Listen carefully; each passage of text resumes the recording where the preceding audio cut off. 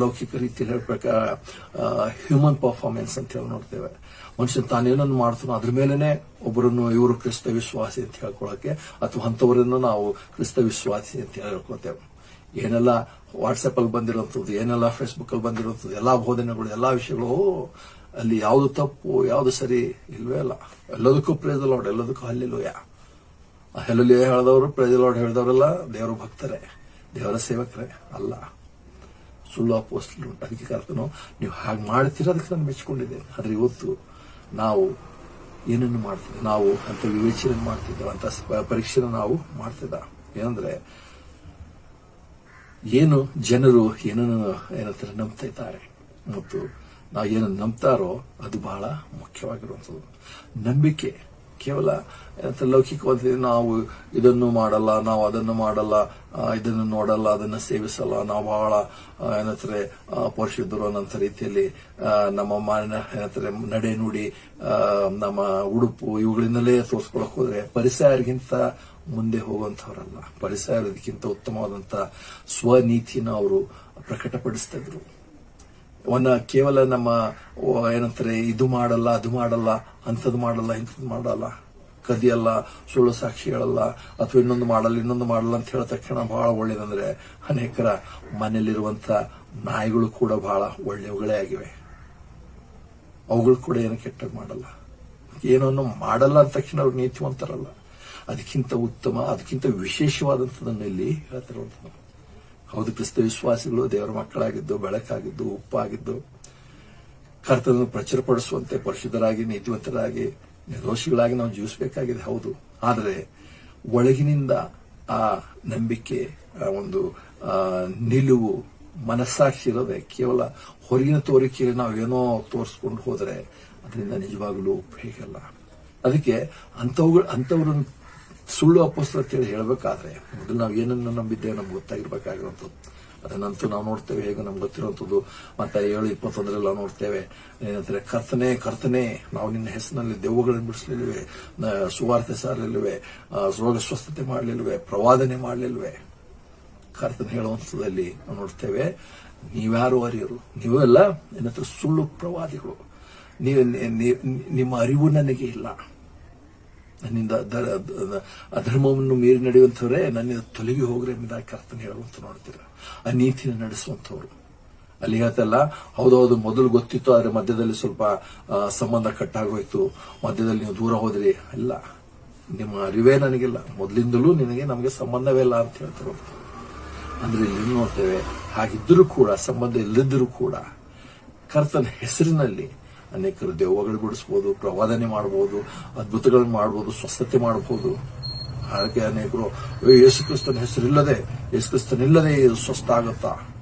ದೇವರ ವಾಕ್ಯನೇ ಹೇಳ್ತೆ, ಕರ್ತನೇ ಹೇಳ್ತಾನೆ, ಆತನ ಹೆಸರಿನಲ್ಲಿ ಅಥವಾ ಆತನ ಹೆಸರದು ಕೂಡ ಸೈತನ ಅನೇಕ ಅದ್ಭುತ ಕಾರ್ಯಗಳು ಮಾಡೋದಕ್ಕೆ ಸಾಧ್ಯತೆ ಉಂಟು. ಆ ಕಾರ್ಯಗಳನ್ನು ನೋಡಿ ನೀವು ಇವರು ಕ್ರಿಸ್ತ ವಿಶ್ವಾಸಿಗಳು ಅಂತ ಹೇಳೋದಲ್ಲ. ಕೆಲವು ಮಾತುಗಳನ್ನು ಕೇಳಿ ಅಥವಾ ಪ್ರೈಸ್ ದ ಲಾರ್ಡ್ ಹಲ್ಲೆಲೂಯಾ ಅಥವಾ ಇನ್ನೊಂದು ಮತ್ತೆ ನೋಡ್ತೇವೆ, ಕೆಲವರು ಸ್ಟೇಜ್ ಮೇಲೆ ಹೋದ ತಕ್ಷಣ ಯಾವ್ದನ್ನ ಕಿರ್ಚಾಡೋದಕ್ಕೆ ಶುರು ಮಾಡಿ ಅನ್ಯ ಭಾಷೆಗಳಂತ ಹೇಳುವಂಥವ್ರು. ಇವೆಲ್ಲ ಅಲ್ಲ. ಇದರಲ್ಲಿ ಅನೇಕರು, ಹೆಚ್ಚು ಪಾಲು ಜನರು ಸುಳ್ಳು ಪ್ರವಾದಿಗಳು, ಸುಳ್ಳು ಅಪೋಸ್ತಲರು, ಕ್ರಿಸ್ತ ವಿರೋಧಿಗಳಾಗಿದ್ದಾರೆ. ಮತ್ತೆ ನೋಡ್ತೇವೆ ಕ್ರಿಸ್ತ ವಿರೋಧಿಗಳ ಬಗ್ಗೆ 1 ಯೋಹಾನ 2:18-22 ನೋಡ್ತೇವೆ. ಮತ್ತು 1 ಯೋಹಾನ ಆಗಲೇ ನೋಡಿರುವ ಹಾಗೆ ಯೋಹಾನು ಎಫೆಸಸ್ ಬರೆದಿರುವಂತಹ ಪತ್ರಿಕೆಯಾಗಿದೆ. ಅಲ್ಲಿ ಆತನ ಪ್ರಿಯ ಮಕ್ಕಳು, ಇದು ಅಂತ್ಯಕಾಲವಾಗಿದೆ, ಕ್ರಿಸ್ತ ವಿರೋಧಿ ಬರ್ತಾನೆಂದು ನೀವು ಕೇಳಿದ್ದೀರಿ, ಈಗಾಗಲೇ ಕ್ರಿಸ್ತ ವಿರೋಧಿಗಳು ಅನೇಕರಿದ್ದಾರೆ, ಅದರಿಂದ ಇದು ಅಂತ್ಯಕಾಲವಾಗಿದೆ ಎಂದು ನಾವು ಬಲ್ಲವರಾಗಿದ್ದೇವೆ.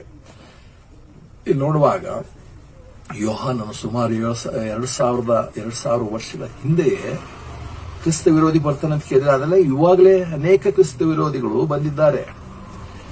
ಈಗಾಗಲೇ ಕ್ರಿಸ್ತ ವಿರೋಧಿಗಳು ಅನೇಕರಿದ್ದಾರೆ 2000 ವರ್ಷಗಳ ಹಿಂದೆ. ಸೊ ಇವತ್ತಿಗೆ ಎಷ್ಟೋ ಮಲ್ಟಿಪ್ಲೈ ಆಗಿದ್ದಾರೆ.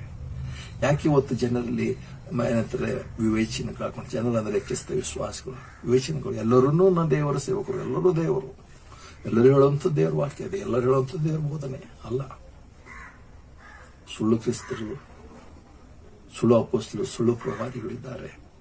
ಅವುಗಳನ್ನು ವಿರೋಧಿಸುವುದಾದ್ರೆ, ಅವರನ್ನು ಪರೀಕ್ಷಿಸುವುದಾದ್ರೆ ಕರ್ತನೇ ಮೆಚ್ಚಿಕೊಂಡಿದ್ದೇನೆ. ಇವತ್ತು ನಾವೇನ್ ಮಾಡ್ತಾ ಇದ್ದೇವೆ? ಕರ್ತನ ನಮ್ಮ ಬಗ್ಗೆ ಏನನ್ನು ಹೇಳ್ತಿದ್ದೇನೆ ನಾವು ಅದನ್ನು ನೋಡಬೇಕಾಗಿದೆ. ಹಾಗಿರುವಾಗ ಇಲ್ಲಿ ಸುಮಾರು 4 ವಾಕ್ಯಗಳಲ್ಲಿ ಯೋಹಾನನು ಕ್ರಿಸ್ತ ವಿರೋಧಿಯ ಬಗ್ಗೆ ಹೇಳ್ತಾನೆ, ಆಂಟಿ ಕ್ರೈಸ್ಟ್ ಅಂತ. ಇವತ್ತು ಅನೇಕರು ಅಂತವ್ರು ಇದ್ದಾರೆ, ಅಂತವರು ಇವತ್ತು ಇದ್ದಾರೆ. ಅವ್ರ ಬಗ್ಗೆ ಹೇಳ್ತಾರೆ 4 ವಾಕ್ಯಗಳಲ್ಲಿ ಯೋಹಾನನು ಹೇಳುವಂತ ನೋಡ್ತೇವೆ. ಅವೆಲ್ಲವುಗಳಲ್ಲಿ ನಾವು ನೋಡುವಾಗ ಏನಂತಾರೆ, ಮೊದಲದಾಗಿ ಅವರನ್ನು ಕರೆದಿರುವಂತದ್ದು ಕ್ರಿಸ್ತ ವಿರೋಧಿಗಳು. ಕ್ರಿಸ್ತ ವಿರೋಧಿ ಒಬ್ಬನೇ ಹೇಳ್ತಾರೆ, ಅನೇಕ ಕ್ರಿಸ್ತ ವಿರೋಧಿಗಳಿದ್ದಾರೆ ಅವರು, ಮತ್ತು ಇಂದು ಇವಾಗಲೇ ಇದ್ದಾರೆ ಅಂತ ಹೇಳಿ ಅಂದಿನ ಕಾಲಕ್ಕೆ ಹೇಳಿರುವಂಥದ್ದು. ಇವತ್ತು ಆದರೂ ಇನ್ನೂ ಮಲ್ಟಿಪ್ಲ್ ಆಗಿ ಇನ್ನೂ ಹೆಚ್ಚಾಗಿದ್ದಾರೆ. ಮತ್ತು ಅವರು ಎಲ್ಲಿದ್ದಾರೆ?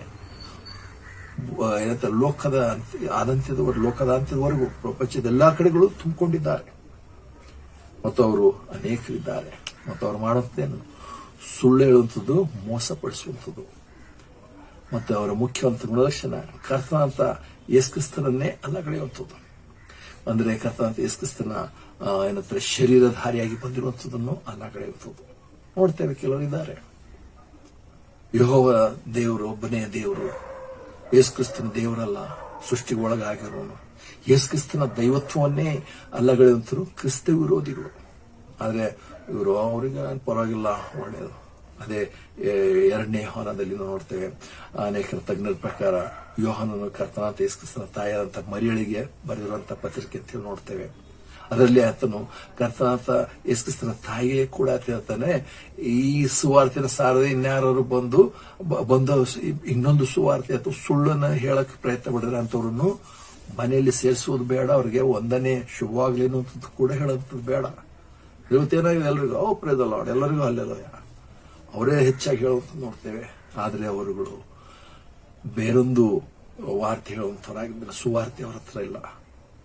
ನೋಡ್ತೇವಲ್ಲ, ಪ್ರಾಸ್ಪೆರಿಟಿ ಗಾಸ್ಪಲ್ ಅಥವಾ ಇನ್ನೊಂದು ಗಾಸ್ಪಲ್, ಆ ಗಾಸ್ಪಲ್ ಏನೇನೋ ಸತ್ಯವಾದಂಥದ್ದಿಲ್ಲ. ಕೆಲವರು ಫುಲ್ ಅಂತಾರೆ, ಕೆಲವರು ಹಾಫ್ ಅಂತಾರೆ. ಅದರಲ್ಲಿ ಏನಿಲ್ಲ, ಒಂದೇ ಒಂದು ಸುವಾರ್ತೆ ಇರುವಂಥದ್ದು. ಆ ಸುವಾರ್ತೆಯನ್ನೇ ಸಾರದೆ ಬೇರೆಲ್ಲ ಏನು ಮಾಡೋದು. ಅದಕ್ಕೆ ನೋಡ್ತೇವೆ, ಕರ್ತನಾಂತ ಯೇಸುಕ್ರಿಸ್ತನ ಶರೀರಧಾರಿಯಾಗಿ ಬಂದಿರುವಂಥದ್ದನ್ನೇ ತಿರಸ್ಕರಿಸುವಂತ ಅಲ್ಲಗಳೆಯುವಂಥವ್ರು. ಮತ್ತು ಜೊತೆಲ್ಲ ನೋಡ್ತೇವೆ, ಕೆಲವರು ತಂದೆಯಾದಂಥ ದೇವರನ್ನು ಅಲ್ಲಗಳೆಯುವಂಥವರಾಗಿದ್ದಾರೆ, ಕೆಲವರು ಕುಮಾರ ಅಂತ ಯೇಸುಕ್ರಿಸ್ತನನ್ನು ಅಲ್ಲಗಳೆಯುವಂಥವರಾಗಿದ್ದಾರೆ. ಜೀಸಸ್ ಓನ್ಲಿ, ಯೇಸು ಮಾತ್ರವೇನು ಅಂತ ಅವರು ತಂದೆಯ ದೇವರಿಲ್ಲ, ಯೇಸುನೇ ತಂದೆ ಆಗಿದ್ದಾನೆ, ಯೇಸು ಹೆಸರೇ ಇದೆ, ಆತನೇ ತಂದೆ, ಆತನೇ ಕುಮಾರ, ಆತನೇ ಪರಿಶುದ್ಧಾತ್ಮನು. ದೇವರ ತ್ರೈಕ ವ್ಯಕ್ತಿತ್ವವನ್ನು ಅಲ್ಲಗಳೆಯುವಂಥವ್ರು. ಇಂಥವ್ರು ಬಂದಾಗ ನಾವು ಮೂಲಭೂತಗಳನ್ನು ನಂಬಿದ್ದೇ ಆದರೆ ಅವರನ್ನು ಪರೀಕ್ಷಿಸಿ ಅವರ ಬಗ್ಗೆ ನಾವು ಒಂದು ನಿರ್ಧಾರಕ್ಕೆ ಬರ್ತೇವೆ. ಅವರನ್ನು ಕರ್ತನು ಮೆಚ್ಚುತ್ತಾ ಇದ್ದಾನೆ. ಅದರಿಂದ ನಾವು ಹಾಗೆ ಮಾಡ್ತಿಲ್ಲ. ವಿವೇಚನೆಯ ಶಕ್ತಿಯನ್ನೇ, ಸಾಮರ್ಥ್ಯವನ್ನೇ ನಾವು ಕಳೆದುಕೊಂಡಿದ್ದೇವೆ. ಅನೇಕರು ಆ ವಿವೇಚನೆ ಇಲ್ಲ, ಎಲ್ಲರಿಗೂ ಎಲ್ಲರಿಗೂ ಆಮೇಲೆ ಎಲ್ಲರಿಗೂ ಪ್ರೇಸ್ ಲಾರ್ಡ್ ಅಲ್ಲ. ನಾವು ದೇವ್ರ ವಾಕ್ಯದಿಂದ ಅವರನ್ನು ಪರೀಕ್ಷಿಸಬೇಕಾಗಿದೆ. ಮತ್ತು ಇವರು ಮಾಡುವಂಥದ್ದೇನು, ಕ್ರಿಸ್ತವರಿಗೆ ಮಾಡುವಂಥ ಕೆಲಸ ಏನಂದ್ರೆ, ಅವರಲ್ಲಿ ಕ್ರಿಸ್ತ ವಿರೋಧಿಯ ಆತ್ಮ ಉಂಟು. ಅವರು ಕ್ರಿಸ್ತರನ್ನು ವಿರೋಧಿಸುವಂಥವ್ರು. ತೆಗೆದುಕೊಂತ ಆಗಲ್ಲ, ಅಂದ್ರೆ ಆತನ ಕಾರ್ಯಗಳನ್ನು ಆತನನ್ನು ವಿರೋಧಿಸುವಂಥವ್ರು. ಮತ್ತು ಅಷ್ಟೆಲ್ಲ, ಕ್ರಿಸ್ತ ವಿರೋಧಿಯ ದಾರಿಯನ್ನು ಸಿದ್ಧ ಮಾಡಲು ಈ ಅನೇಕ ಕ್ರಿಸ್ತ ವಿರೋಧಿಗಳು ಲೋಕದಲ್ಲಿ ಬಂದಿದ್ದಾರೆ. ಅದರಲ್ಲಿ ಮುಖ್ಯವಾಗಿ ಕೆಲವರನ್ನು ಅಲ್ಲಲ್ಲಿ ಹೇಳುವಂಥದ್ದು. ಅದರಲ್ಲಿ ಒಬ್ಬನಾದಂಥ ಹಿಟ್ಲರನ್ನು ಕೂಡ ಕೆಲವರು ಹೇಳ್ತಾರೆ. ಆದರೆ ಹಾಗೆ ಒಬ್ಬನೇ ಮುಖ್ಯ ಅಲ್ಲ, ಆದರೆ ಅನೇಕರು ಕ್ರಿಸ್ತ ವಿರೋಧಿಯ ನಿಜವಾಗ್ಲೂ ಮುಂದೆ ಬರ್ಲಿಕ್ಕಿರುವಂಥ ಆಂಟಿ ಕ್ರೈಸ್ಟ್ ಅಥವಾ ಕ್ರಿಸ್ತ ವಿರೋಧಿಯ ದಾರಿಯನ್ನು ಸಿದ್ಧಪಡಿಸಲು, ನಮ್ಮ ಕರ್ತನಾಂತ ಯೇಸು ದಾರಿ ಸಿದ್ಧಪಡಿಸಲು ಬಾಪ್ತಿಸ್ಮದ ಯೋಹಾನನು ಬಂದನು. ಆತನು ಅದನ್ನೇ ನಾನು ಕರ್ತನ ದಾರಿಯನ್ನು ನೆಟ್ಟಿಗೆ ಮಾಡಲು ಸಿದ್ಧಪಡಿಸಲು ನಾನು ಬಂದಿದ್ದೇನೆ. ಆದರೆ ಇಂದು ಕ್ರಿಸ್ತ ವಿರೋಧಿಗಳು ಕ್ರಿಸ್ತ ವಿರೋಧಿಯ ಆತ್ಮವನ್ನು ಹೊಂದಿ ಕ್ರಿಸ್ತ ವಿರೋಧಿಯ ಬರೋಣವನ್ನು ಸಿದ್ಧಪಡಿಸಲಿಕ್ಕೆ ಅವರು ಕೆಲಸ ಮಾಡ್ತಿದ್ದಾರೆ. ಅವರನ್ನು ಕಂಡುಹಿಡಿದು ನಾವು ದೂರ ಇಡಬೇಕಾಗಿದೆ. ಮತ್ತು ಇಲ್ಲಿ ನೋಡುವಾಗ ಕೊನೆಗಳಿಗೆ ಬಂದಿದೆ ಅಥವಾ ಅಂತ್ಯಕಾಲ ಬಂದಿದೆ ಅಂತ ಹೇಳ್ತಿರುವಂಥದ್ದು ನಾವು ನೋಡ್ತೇವೆ. ಹೌದು, ಅದನ್ನೇ ಈ ಕ್ರಿಸ್ತ ವಿರೋಧಿಗಳು ಕೂಡ ಹೇಳುವಂತಾಗಿದೆ. ಅಂತ್ಯಕಾಲ ಏನೆಲ್ಲ ವಿಷಯಗಳು ಅವ್ರು ಹೇಳ್ತಾರೆ. ಆದರೆ ಅವರೆಲ್ಲ ಹೇಳಿ ನಾವೇನನ್ನು ಮಾಡ್ತಿದ್ದೇವೆ? ನಾವು ವಿವೇಚನೆ ಆತ್ಮವನ್ನು ನಾವು ಹೊಂದಿದ್ದೇವ, ಪರೀಕ್ಷಿಸುವಂತಹ ಒಂದು ತಿಳುವಳಿಕೆ ಜ್ಞಾನವನ್ನು ನಾವು ಹೊಂದಿದ್ದೇವ. ಅದಕ್ಕೆ ನೋಡ್ತೇವೆ, ಪೌಲನು ಕೂಡ ಮತ್ತೆ ತಿಮೋತಿಗೆ ಪತ್ರ ಬರೀತಾನೆ. ಆದ್ರೆ ತಿಮೋತಿಗೆ ಪತ್ರ ಬರೆದಾಗ ತಿಮೋತಿಯನು FSHS ನಲ್ಲಿ ಪಾಸ್ಟರ್ನಾಗಿದ್ದನು. 2 ತಿಮೋತಿ 2ನೇ ಅಧ್ಯಾಯ 2 ಮತ್ತು 4 ವಚನ ಅಥವಾ 2-4 ನೋಡ್ತೇವೆ. ದೇವರ ವಾಕ್ಯಾನುಸಾರ ಅನುಕೂಲವಾದ ಕಾಲದಲ್ಲಿಯೂ ಅನುಕೂಲವಿಲ್ಲದ ಕಾಲದಲ್ಲಿ ಆಸಕ್ತರಾಗಿರು, ಪೂರ್ಣ ದೀರ್ಘ ಶಾಂತಿಯಿಂದ ಉಪದೇಶದ ಖಂಡಿಸು, ಗದರಿಸು, ಎಚ್ಚರಿಸು. ಯಾಕಂದ್ರೆ ಜನರು ಸ್ವಸ್ಥ ಬೋಧೆಯನ್ನು ಒಪ್ಪಲಾರದ ಕಾಲವು ಬರುತ್ತದೆ. ತಿಮೋತಿಯನಿಗೆ ಎಫೆಸಸ್ ನಲ್ಲಿ ಆತನ ಭಾಷಣ ಆಗಿರುವಾಗ ಪೌಲನು 2000 ವರ್ಷಗಳ ಹಿಂದೆ ಹೇಳಿದ್ದಾನೆ. ಇವತ್ತು ಇನ್ನೂ ಹೆಚ್ಚಾಗಿ ಹೋಗಿದೆ. ಸ್ವಸ್ಥ ಬೋಧನೆ ಯಾರಿಗೂ ಬೇಕಾಗಿಲ್ಲ. ಬೇಕಾದಂತ ಅನೇಕ ಕಥೆಗಳು, ಬೇರೆ ಬೇರೆ ವಿಷಯಗಳು ಬೇಕಾದ್ರೆ ಹೇಳ್ತಾರೆ. ಸ್ವಸ್ಥ ಬೋಧನೆ ಇಲ್ಲ. ಅದರಲ್ಲಿ ಮತ್ತೆ ಹೇಳ್ತಾನೆ, ಅದರಲ್ಲಿ ಅವರು ಕಿವಿಗೆ ಇಂಪಾಗುವ ಹಾಗೆ ತಮ್ಮ ದುರಾಶೆಗಳ ಅನುಕೂಲವಾದ ಉಪದೇಶ ನೀಡುವ ಅನೇಕ ಉಪದೇಶಕರನ್ನು ಇಟ್ಟುಕೊಳ್ಳೋರು. ಅವರು ಸತ್ಯ ಬೋಧನೆಗೆ ಕಿವಿಡದೆ ಕಟ್ಟುಕತೆಗಳನ್ನು ಕೇಳೋದಕ್ಕೆ ಹೆಚ್ಚಿಸುವರು. ನಾವು ನೋಡ್ತೇವೆ, ಅನೇಕರು ಸಾಕ್ಷಿ, ಅನೇಕರು ಏನೆಲ್ಲ ಹೇಳೋದು ನೋಡ್ತೇವೆ. ನಾನು ಹೇಗೆ ರಕ್ಷಣೆ ಹೊಂದಿದೆ, ನನ್ನ ಪಾಪಗಳು ಹೇಗೆ ಕ್ಷಮಿಸಲ್ಪಟ್ಟಿವೆ, ನಾನು ಏನಂತಾರೆ ದೇವರ ಮಗನ ಹೇಗಾಗಿದ್ದೇನೆ, ಸರಳವಾಗಿ ದೇವರು ಹಾಕಿದ ಆಧಾರದ ಮೇಲೆ ಬಿಟ್ಟು ಬೇರೆಲ್ಲ ಏನೆಲ್ಲ ಹೇಳುವಂತ ಸಾಕ್ಷಿ ಅನ್ಕೊಳ್ತಾರೆ. ಅಲ್ಲ, ಅವುಗಳು ನಂತರ ಕೇವಲ ಕಟ್ಟುಕತೆಗಳೇ ಆಗಿವೆ. ಅದಕ್ಕೆ ನಾವು ನೋಡ್ತೇವೆ, ವಿವೇಚಿಸುವಂತ ಒಂದು ಆತ್ಮ ಅಥವಾ ವಿವೇಚಿಸುವಂತ ಒಂದು ತಿಳುವಳಿಕೆ ಬರಬೇಕಾದ್ರೆ ಸ್ವಸ್ಥ ಬೋಧನೆ, ಮೂಲಬೋಧನೆ ಅವಶ್ಯಕತೆ ನಮಗೆ ಉಂಟು. ಹಾಗಿರುವಾಗಲೇ ಕರ್ತನ ಅವರನ್ನು ನಾನು ನಿಮ್ಮ ಬಗ್ಗೆ ಒಳ್ಳೆಯ ಅಭಿಪ್ರಾಯ ಹೊಂದಿದ್ದೇನೆ ಎಂದಾಗಿ ಚರ್ಚೆಗೆ ಆಗ್ತಿದ್ದಾನೆ. ನಾವು ಯಾವ ಚರ್ಚೆಯಲ್ಲಿದ್ದೇವೆ ಮತ್ತು ನಾವೇನನ್ನು ನಂಬಿದ್ದೇವೆ, ನಾವೇನನ್ನು ವಿವೇಚಿಸ್ತಾ ಇದ್ದೇವೆ. ಸುಳ್ಳು ಅಪೊಸ್ತಲರು, ಸುಳ್ಳು ಪ್ರವಾದಿಗಳನ್ನು, ಕ್ರಿಸ್ತ ವಿರೋಧಿಗಳನ್ನು ನಾವು ಗುರುತಿಸಿದ್ದೇವ, ಅವರ ಬಗ್ಗೆ ವಿವೇಚಿಸಿ ಪರೀಕ್ಷಿಸಿ ಅವರನ್ನು ದೂರ ಇಟ್ಟಿದ್ದೇವ. ಮತ್ತು ಅಷ್ಟೆಲ್ಲ 2ನೇ ವಿಷಯಕ್ಕೆ ಅಥವಾ ಕೊನೆಯ ವಿಷಯಕ್ಕೆ ಬರುವಾಗ ನಾವು ನಿರ್ಧಾರ ಮಾಡುವಂತ ಏನಂತಾರೆ ಸಾಮರ್ಥ್ಯವನ್ನು ಹೊಂದಿರಬೇಕು. ಯಾಕಂದ್ರೆ 6ನೇ ವಿಷಯದಲ್ಲ ನೋಡಿರುವ ಹಾಗೆ ನಿಕೋಲೈತರ ಬಗ್ಗೆ ಹೇಳ್ತಾನೆ ಕರ್ತನು, ನೀವು ನಿಕೋಲೈತರನ್ನು ದ್ವೇಷಿಸಿದ್ದೀರಾ ಅಥವಾ ತಿರಸ್ಕರಿಸಿದ್ದೀರಾ, ನಾನು ಕೂಡ ಅವರ ಕಾರ್ಯಗಳನ್ನು ಕ್ರಿಯೆಗಳನ್ನು ನಾನು ತಿರಸ್ಕರಿಸಿದ್ದೇನೆ, ದ್ವೇಷಿಸುತ್ತೇನೆ.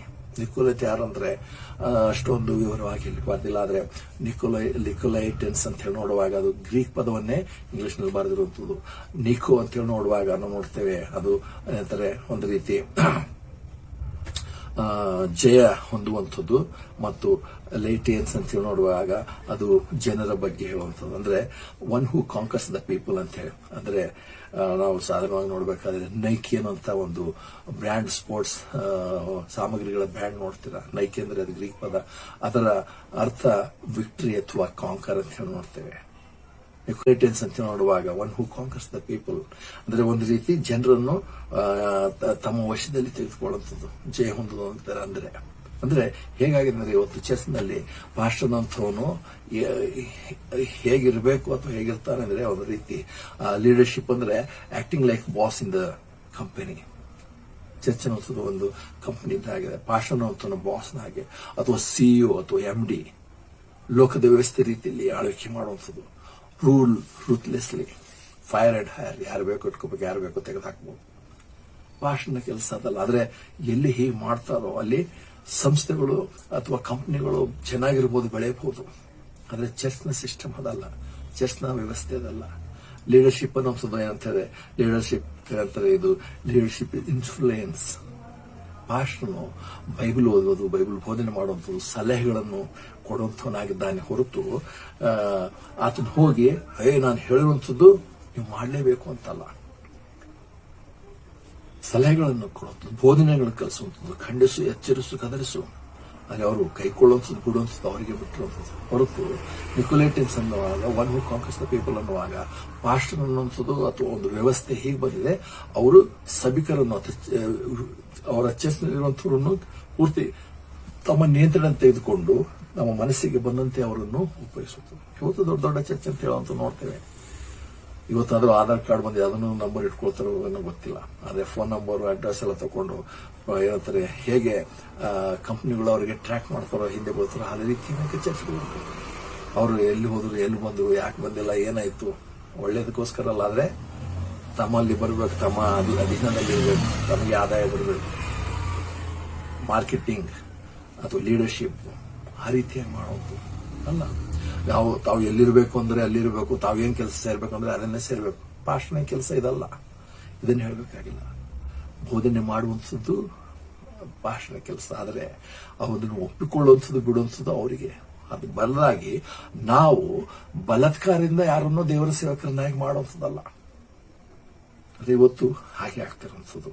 ಅದನ್ನು ಅಂತ ಒಂದು ವ್ಯವಸ್ಥೆಗೆ ನಿಕೋಲೈತರು ಅಂತ ಹೇಳಿ ಒಂದು ರೀತಿ ವಿವರಣೆ ಕೊಟ್ಟು ನೋಡ್ತೇವೆ. ಏನಂತಾರೆ, ಈ ಸಿಯರ್ ಕೈಂಡ್ ಆಫ್ ಪಾಸ್ಟರ್ ಅಂತ ಹೇಳ್ತಾರೆ, ಬಹಳ ಸಕ್ಸಸ್ಫುಲ್ ಇದನ್ನು ಏನಂತಾರೆ ಲೌಕಿಕ ರೀತಿಯಲ್ಲಿ ಆ ವ್ಯವಸ್ಥೆನೆ ಚರ್ಚೆ ಮಾಡ್ಕೊಂಡಿದೆ. ಆದ್ರೆ ಅದು ತಪ್ಪು. ಯಾಕಂದ್ರೆ ಅಪೊಸ್ತಲರ ಕೃತ್ಯ 20-28ನೇ ವಚನ ನೋಡ್ತೇವೆ, ದೇವರು ತನ್ನ ಸ್ವಂತ ರಕ್ತದಿಂದ ಸಂಪಾದಿಸಿಕೊಂಡ ದೇವರ ಸಭೆಯನ್ನು ಪರಿಪಾಲಿಸುವುದಕ್ಕಾಗಿ ಪವಿತ್ರಾತ್ಮ ನಿಮ್ಮನ್ನೇ ಆ ಗುಂಪಿನಲ್ಲಿ ಸಭಾಧ್ಯಕ್ಷರನ್ನಾಗಿ ಇಟ್ಟಿರುವುದರಿಂದ ನಿಮ್ಮ ವಿಷಯದಲ್ಲಿಯೂ ಎಲ್ಲ ಇಂಡಿಯ ವಿಷಯದಲ್ಲಿಯೂ ಎಚ್ಚರಿಕೆಯಾಗಿದೆ. ಏನಂತರಲ್ಲಿ ದೇವರು ತನ್ನ ಸ್ವಂತ ರಕ್ತದಿಂದ ಸಂಪಾದಿಸಿಕೊಂಡ ಶಬ್ದ ಕರ್ತನ ಯೇಸುಕ್ರಿಸ್ತನಲ್ಲಿ ನೇರವಾಗಿ ದೇವರು ಅಂತ ಹೇಳಿ ಬರೆದಿರುವಂತ ನೋಡ್ತೇವೆ. ದೇವರ ತಕ್ಷಣ ಸರಿ ತಂದೆಯ ದೇವರು ಅಂತ ಹೇಳಿ ನೋಡ್ತೇವೆ. ಆದ್ರೆ ತಂದೆಯ ದೇವರ ರಕ್ತವನ್ನು ಸುರಿಸಲಿಲ್ಲ, ಆದ್ರೆ ಕುಮಾರ ಅಂತ ಯೇಸುಕ್ರಿಸ್ತನ ರಕ್ತವನ್ನು ಸುರಿಸಿದ ಆತನ ದೇವರಾಗಿದ್ದ ಆತನು ಸ್ವರಕ್ತಿಯಿಂದ ಸಂಪಾದಿಸಿಕೊಂಡ ದೇವರ ಸಭೆ, ದೇವರ ಚರ್ಚ್ ಅನ್ನುವಂಥದ್ದು ಕರ್ತನ ಅಂತ ಯೇಸುಕ್ರಿಸ್ತ ಮೈ ಚರ್ಚ್ ಅನ್ನೋದು ಯಾವುದು ಮೈ ಅಲ್ಲ, ಯಾರೋ ಸ್ವಂತ ಅಲ್ಲ. ಕರ್ತನ ಅಂತ ಯೇಸುಕ್ರಿಸ್ತನ ಸಂಪಾದಿಸಿಕೊಂಡು ಆತನ ರಕ್ತದಿಂದ ಸಂಪಾದಿಸಿಕೊಂಡಂತ ಚರ್ಚ್ ಆಗಿದೆ. ಅದಕ್ಕೆ ಹೋಗಿ ನಾವು ನನ್ನ ಚರ್ಚ್ ಅಂತೇವೆ. ಅದರಲ್ಲಿ ನಿಮ್ಮನ್ನು ಪಾಸ್ಟರ್ಗಳನ್ನು ಅಧ್ಯಕ್ಷರನ್ನಾಗಿಟ್ಟಿದ್ದಾನೆ. ಅವರನ್ನು ಪಾಲನೆ ಪೋಷಣೆ ಮಾಡೋದಕ್ಕೋಸ್ಕರ ಹೊರತು ಅವರನ್ನು ನಿಮ್ಮ ಅಭಿಪ್ರಾಯದಂತೆ ಅವರನ್ನು ನಡೆಸುವುದಕ್ಕೋಸ್ಕರ ಅಲ್ಲ. ಕರ್ತನಾಥ ಯೇಸುಕ್ರಿಸ್ತನೇ ಮತ್ತು ಪವಿತ್ರ ಆತ್ಮನಿದ್ದಾನೆ, ಪರಿಶುದ್ಧ ವಾಕ್ಯಗಳುಂಟು, ಅವುಗಳಿಗೆ ಅಧೀನ ಮಾಡಬೇಕು ಹೊರತು ನನ್ನ ಅಧೀನದಲ್ಲ. ಅದೇ ನಿಕೋಲೇತಿಯರ ಒಂದು ಭಾವನೆ ಆಗಿರುತ್ತಂತೆ. ಅದಕ್ಕೆ ನೋಡುವಾಗ ಇದನ್ನು ಹೇಳಿರುವ ಹಾಗೆ ನಾವು ನೋಡ್ತೇವೆ. ಈ ಮಾತುಗಳನ್ನು ಹೇಳಿದ ಮೇಲೆ, ಅಂದ್ರೆ ಈ 20ನೇದಲ್ಲಿ ಕೊನೆಯದಾಗಿ ಹೇಳಿದ ಮೇಲೆ 36 ನೋಡ್ತೇವೆ. ಪೌಲನು ಪುಸ್ತಕ 20ನೇ ಈ ಮಾತುಗಳನ್ನು ಅವನು ಹೇಳಿದ ಮೇಲೆ ಮೊಣಕಾಲು ಊರಿಕೊಂಡು ಅವರೆಲ್ಲರ ಸಂಗಡ ಪ್ರಾರ್ಥನೆ ಮಾಡಿದನು.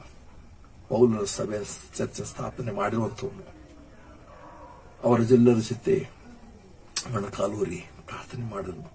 ಬಳಿಕ ಪೌಲನು, ನೀವು ನನ್ನ ಮುಖವನ್ನು ಇನ್ನೆಂದು ಕಾಣಲಿರಿ ಎನ್ನಲು ಅವರೆಲ್ಲರೂ ವ್ಯಥೆಪಟ್ಟು ದುಃಖದಿಂದ ಅಳುತ್ತಾ ಅವನ ಕೊರಳನ್ನು ತಬ್ಬಿಕೊಂಡು ಅವನಿಗೆ ಮುದ್ದಿಟ್ಟರು. ತರುವೆ ಅವರು ಹಡಗಿನವರೆಗೆ ಅವನ ಸಂಗಡ ಹೋಗಿ ಅವನನ್ನು ಬೀಳ್ಕೊಟ್ಟರು. ಇದು ಆತನ ಕೊನೆಯ ಸಂದೇಶವಾಗಿತ್ತು ಮತ್ತು ಎಫೆಸ ಚರ್ಚ್ನಿಂದ ಆತನ ಕೊಟ್ಟು ಆದರೆ ಆತನು ಮಾಡಿರುವಂತಹ ಕಾರ್ಯಗಳನ್ನು ಎಫೆಸದವರು ಸುಮಾರು 35 ವರ್ಷಗಳವರೆಗೂ ಕರ್ತನ ಯೇಸುಕ್ರಿಸ್ತನು ಯೋಹಾನನ ಮೂಲಕ ಪತ್ರ ಬರೆಸುವವರೆಗೂ ಆ ಸಂಗತಿ ಇತ್ತು. ಅದಕ್ಕೋಸ್ಕರ ಕರ್ತನ ಅವ್ರ ಬಗ್ಗೆ ಬೆಚ್ಚಿಕೆ ವ್ಯಕ್ತಪಡಿಸಬಾರದು. ಇವತ್ತು ನಮ್ಮಷ್ಟಕ್ಕೆ ನಾವು ನೋಡುವಾಗ ನಮ್ಮ ಚರ್ಚೆ ಏನಾಗಿದೆ, ನಾವೇನಾಗಿದ್ದೇವೆ, ವಿವೇಚನೆ ಮಾಡುವಂತ ಮತ್ತು ನಿರ್ಧಾರ ಮಾಡುವಂತ ಸಾಮರ್ಥ್ಯವನ್ನು ನಾವು ಹೊಂದಿದ್ದೇವೆ. ಅದು ಬರಬೇಕಾದ್ರೆ ದೇವರ ವಾಕ್ಯದ ಅಧ್ಯಯನ, ಮೂಲಭೂತ ಬೋಧನೆಗಳ ಅವುಗಳನ್ನು ಅರಿತಿರುವಂಥದ್ದು ಮತ್ತು ನಿಜವಾದಂತಹ ಒಂದು ನಿಲುವು, ಸತ್ಯಕ್ಕೋಸ್ಕರ ನಿಲುವು ನಮ್ಮ ಮನಸ್ಸಾಕ್ಷಿ ಒಪ್ಪಿಸಿಕೊಟ್ಟಂತವರಾಗಿರಬೇಕು.